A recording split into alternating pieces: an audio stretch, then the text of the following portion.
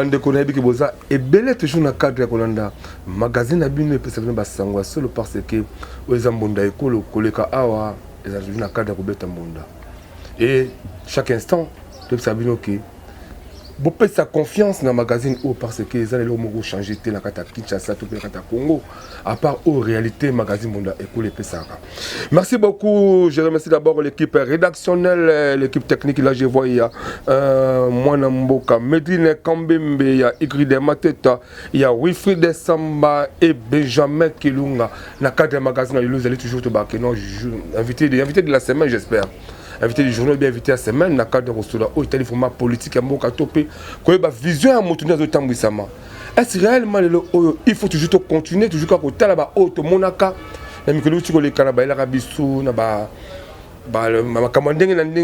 donc important c'est belé tu peux ça qui bango biso programme biso aspect mot que soit disant que soit pour 5 ans biso apport moko est beaucoup plus visible comme biso santé malamu comme biso vie malamu biso nyoso ya malamu loka scolarité na social surtout mais depuis 5 ans est-ce réellement ça programme mango.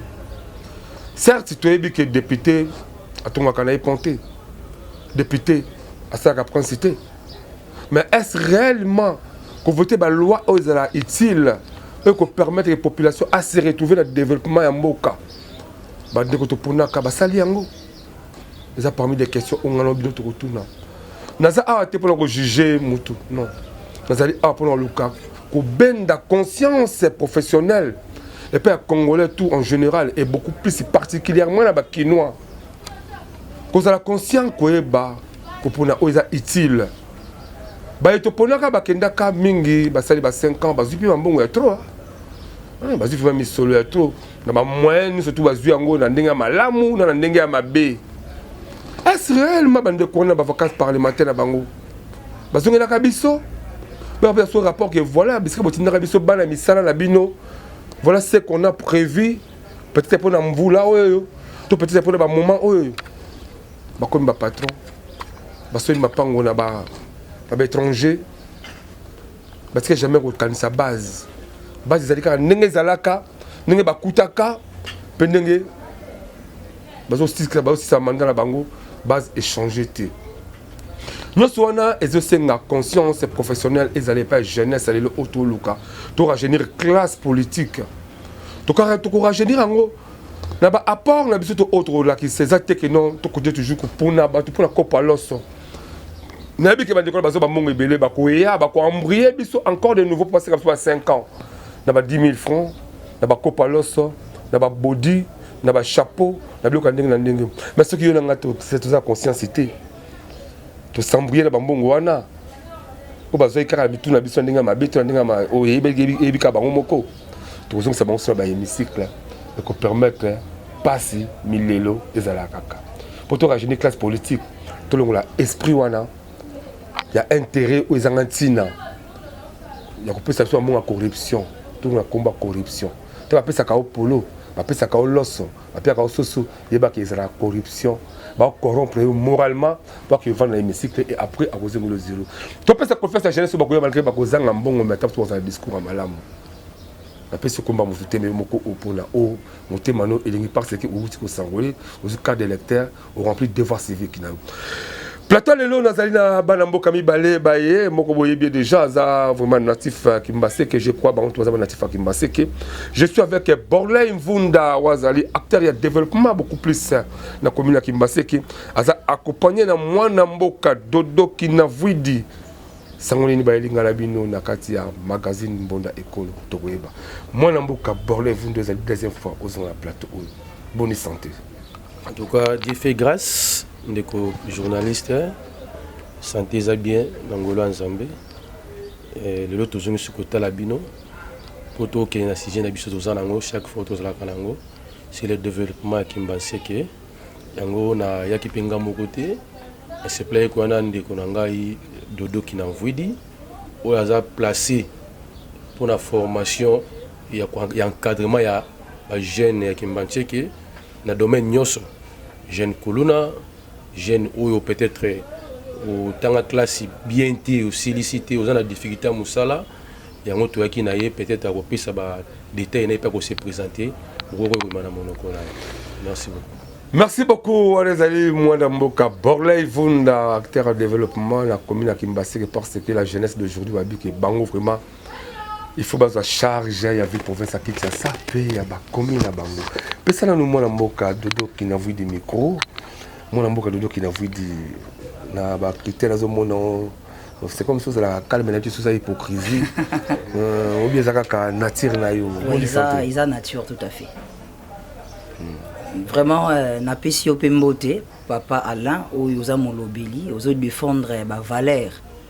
Il y a peuple congolais. Exactement. Vraiment je suis naza na robala lingala kombo na ngai ndeko dodo ki na mvidi naza acteurs sociaux et nous évoluons pour le développement, il y a jeunesse congolaise. C'est-à-dire nous avons élaboré un mécanisme pour booster le développement et l'épanouissement de la jeunesse congolaise. Très bien. Voilà. Aujourd'hui, la jeunesse charge à Congo, charge à Kimbassé, Kimbassé, Bango, développer charge. Autoponaka. À chaque instant, bazonga quand tu ba escalier, comme ça sur un cheval. Est-ce que ba format yo? Ça vraiment tant que pour cette formation comme étude dans la société lobby. Voilà les alliés parmi ba œuvre oyo mwana mboka Borley Vunda na dodo qui na vudi ba se pointer dans la kati ya commune Kimbassé. Mwana mboka Wilfried Samba talanga mwana mboka dodo qui na vudi na pour tourner question moko. Na bande pendant mwana mboka dodo qui na vudi. Tant que formation.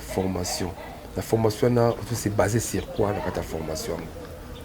Merci beaucoup, ndeko journaliste. Et là où il bosso toeba Congo et outil musique. Kobanda 1991, na ba année 90, Congo toujours ka shit moroboy. Oyo là qui causé pas na biso moro ba congolais. Oyebi pillage wana ndenge salama. Très bien. Bazwara baloso basoso batango na kati ya bandako. Peut-être pour na bango ba souffrance esili. Ba te ndenge baolia basoso wana na baloso et esila. Tango ba provision esilara esika bana misuba koma bandoki. Aujourd'hui, to comme na ba église ebele à cause ya pillage wana. Et aujourd'hui, ndeko motambusi ya mboka zo luka batba ko investir bazo yate parce que témoignage à Congolais à niveau international de GBEBA. Alors, nous devrons se prendre en charge. Comment Tokosala, Congolais Yemo Aeba, ko se prendre en charge, ce qui Azana Mako quitté à se prendre en charge. Raison pour laquelle, na plan Nabiso, Tobongisaki, comment Toko rendre jeunesse, Nabiso ya Kimbanteke, autonome, na diverses formations.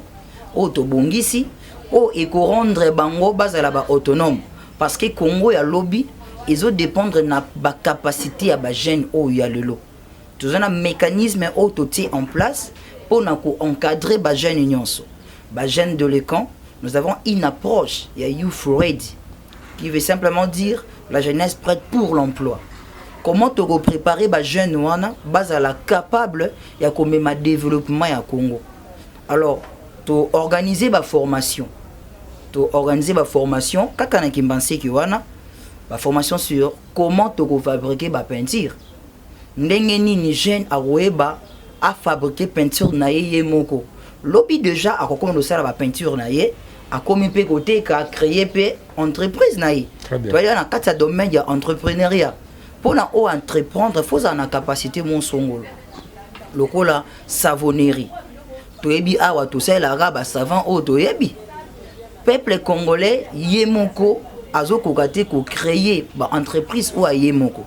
Alors dans notre organisation avec Ndeko Borley o aza porter ya vision et aza na mission ya ko changer avenir ya ba jeune ya Kimbanteke to bakispe formation ya ko yeba ndenge nyoko sala savon ya makasi savon o ya mai na ba savon o ya poussière.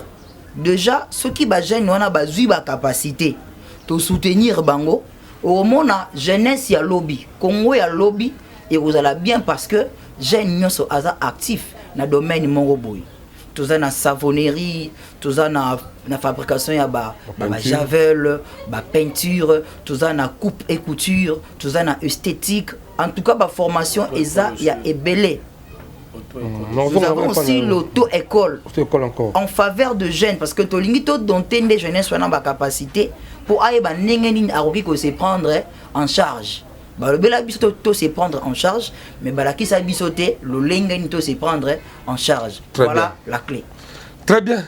Merci beaucoup les alaki mwanamboka dodo qui n'a vu dire eu beaucoup plus sa partie technique mais je crois très bien les alamiens siko yona sur le visionnaire mwanamboka borla evunda oya kopesa biso siko makani c'est vraiment parce que tant on dit ko zo vision wana il faut à préparer vision les à matérialiser.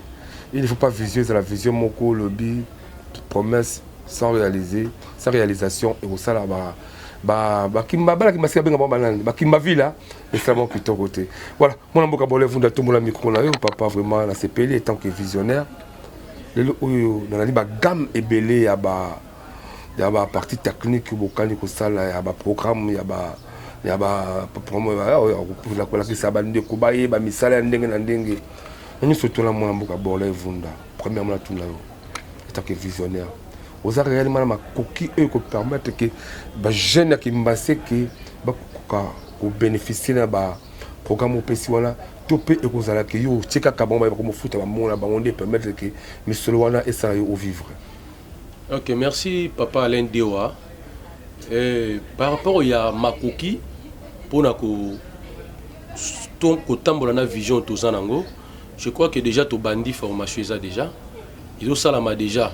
Les gens na loya ba jeune bazoye ko la déjà formation wana mais to ko sala journée moko to ko senga presse ya mbunda ekolo et ya na sur place et vérifier et mona déjà toujours entamé ba formation sauf que Tchumabwa plutôt Tchumabwa na kimbanse que toujours ko évoluer déjà na quartier Tchumabwa mais to sengi na ba jeunesse o se retrouver peut-être aux na ngambu ya route mokali ngambu ya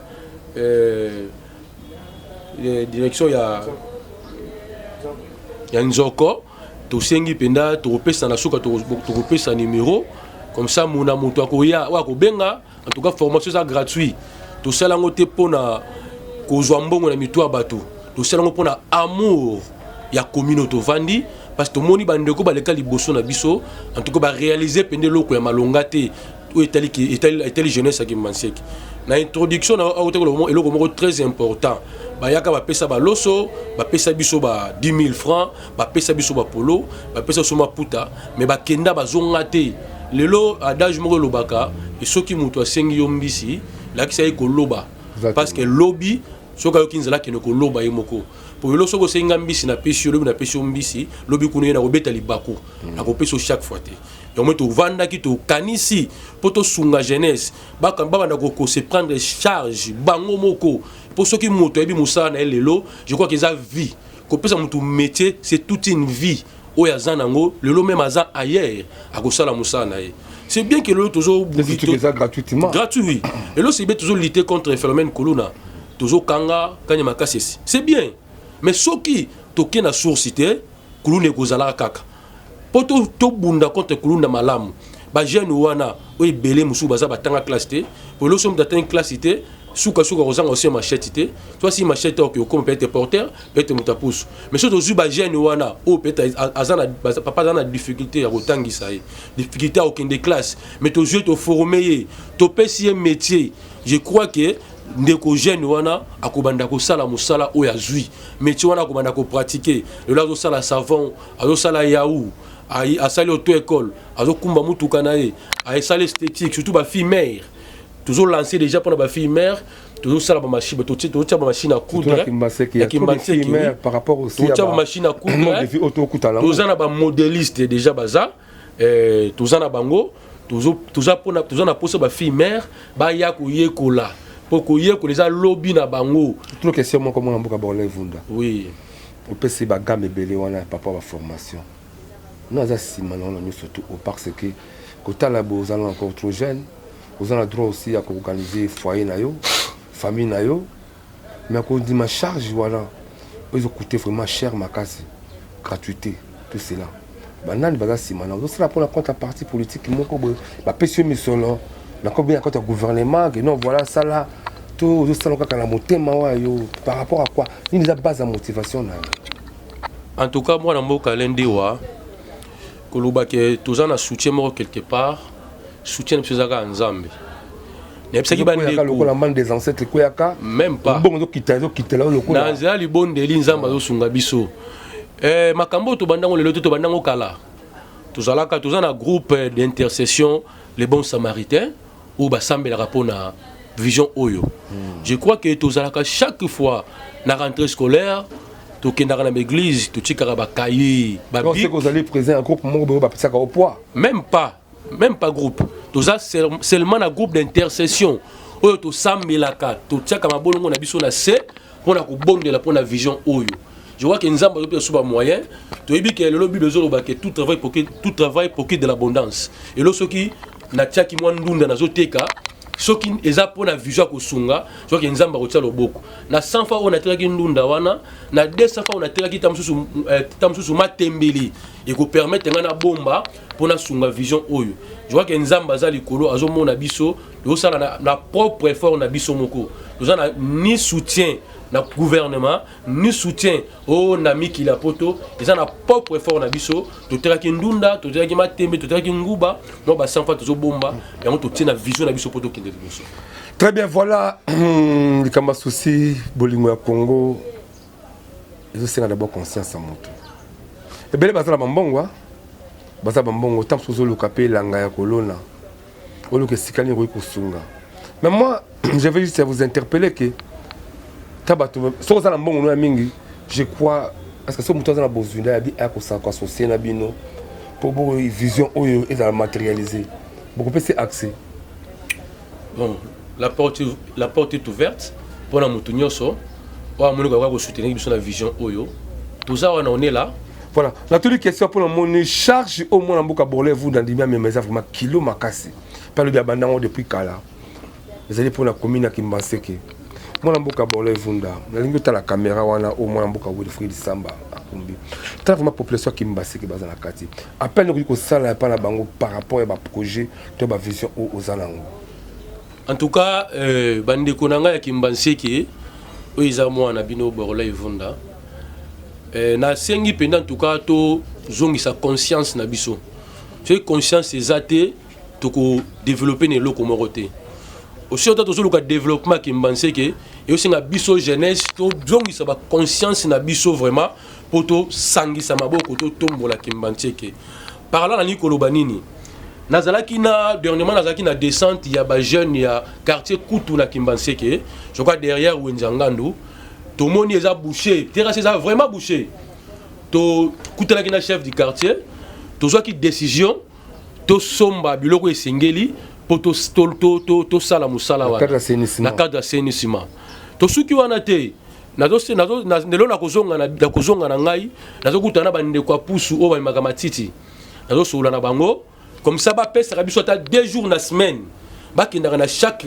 quartier ba longula kamatiti na ba mapango comme ça to ko l'environnement environnement oui to senga to ke na lisungi ya chef du quartier na ba lisungi ya chef du quartier to somba mégaphone to banda ko belela na ba quartier chaque quartier toujours sinda batu bande ko pusu bazoleka ba longula matiti eza gratuit mais ndeko to ko mona abwaki su matiti na kati ya carnivore en tout cas to senga la police attirer ma beaucoup. Mais c'est côté bakamotel le club matiti ba assainissement na ba carnivore.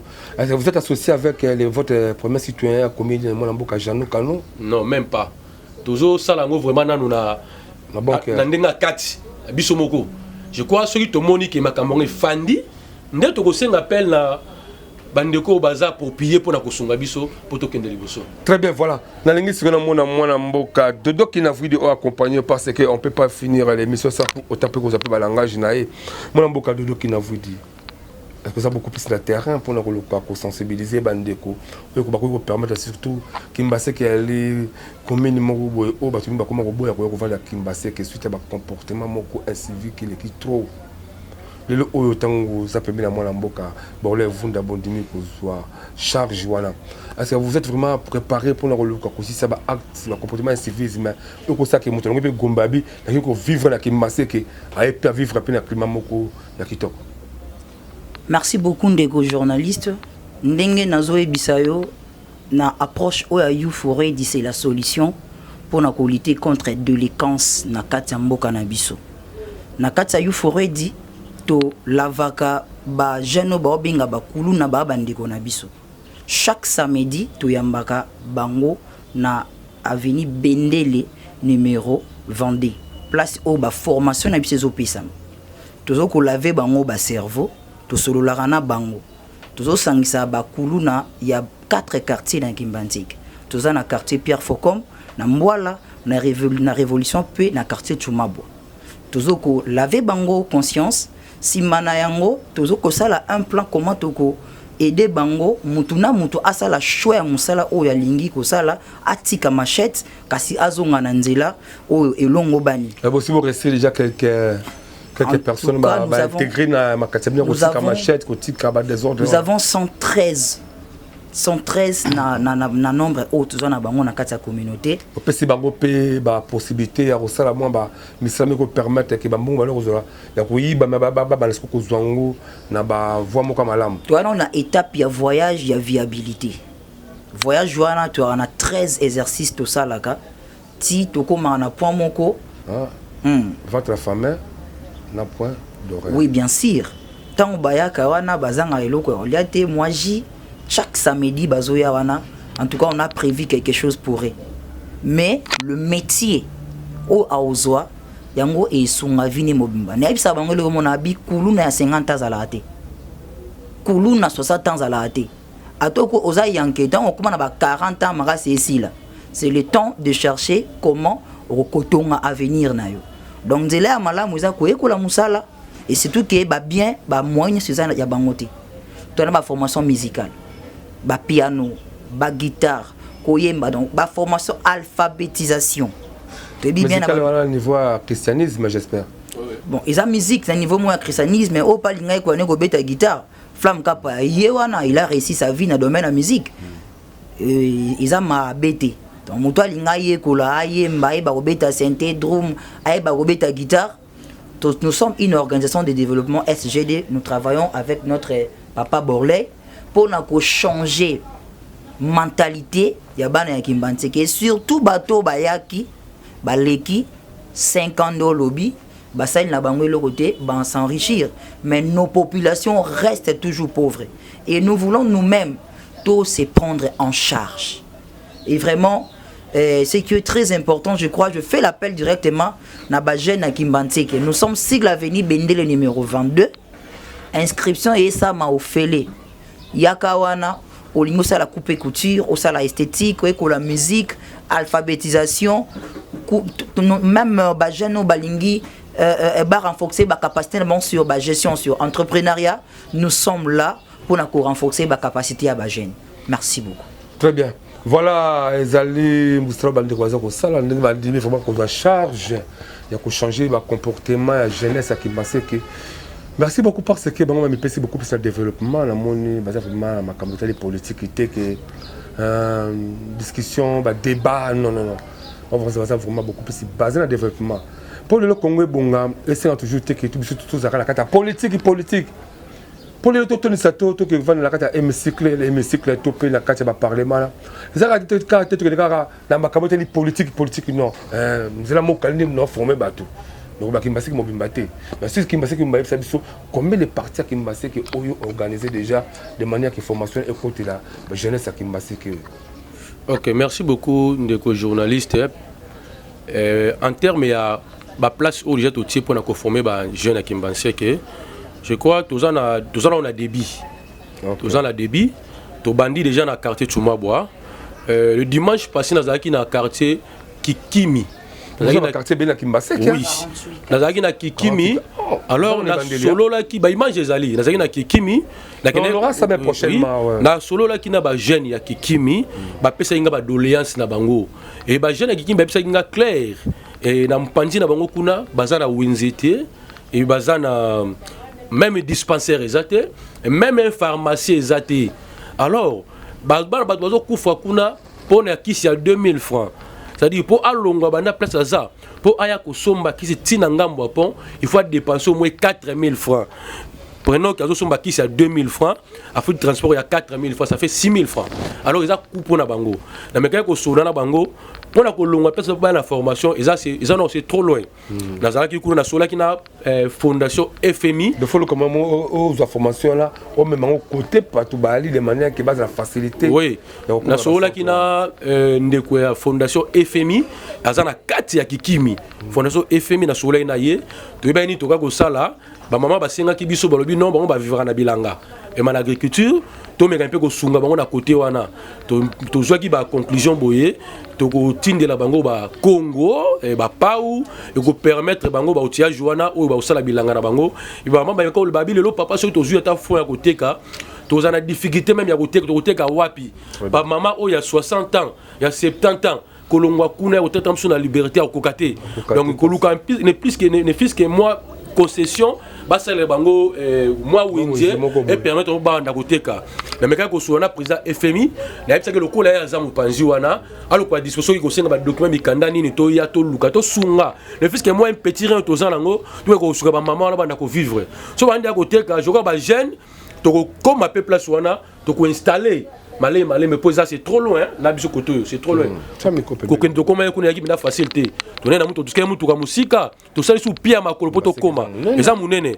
donc to koma na frontière o ekaboli kimbantseke na ntseli to kotina 400 sele kuna to meka pina ko sungeza kana kimbantseke nga tu mutu moko za mona kimbaseke solo vraiment à tout moment lorsque bo mona ka bande ko bayaka nga na linga nga simanda ko nga na yebo pona nga yebo tsela bozwa nga yebo na bo bande ko na bayaka est-ce que bazo peut-être ko mati ba kota ba kati kuna vraiment ou bien basuka kana ba prince en tout cas na limité ba komara ba kati pour selon ba plainte on a joué kuna na ngambo ya kikimi en tout cas ceux qui ezaki ba komara na kati kikimi goza na lenge zate prenons les cas ba s'enrôler j'espère est-ce que c'est oui c'est atie ba bureau ezana ya ngolome ezali bazo s'enrôler donc c'est que ba ko voter pe kuna oui ba ko voter bon c'est ba ko voter ba voter capé ba voter capé déjà misu ba kende ba bi papa boya kaka boye soki boye après bo kimaka na bisaki bango na lobi en tout cas surtout yeli no makambo ba kambo ko voter te to li makambo ko sunga pour na développer le temps na bi kinga na bi continuer toujours vous avez juste 30 secondes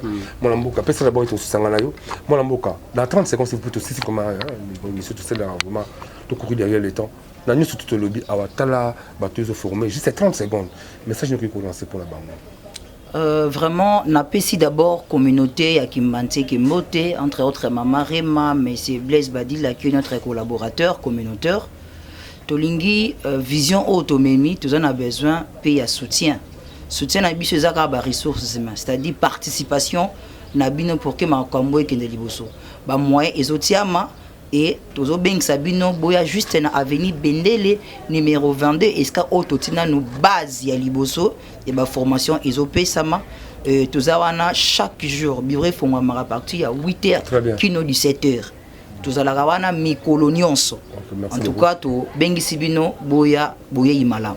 Merci pesa mona mboka bon les vunda on aura vous avez juste 30 secondes pour trouver vraiment la souka tout le but est important mais toujours à tout moment tangi ta soba la kimbaseke j'ai pensé bango li le bamo on va couper ça confiance que baya quoi apprendre la formation est parlant pour 30 secondes.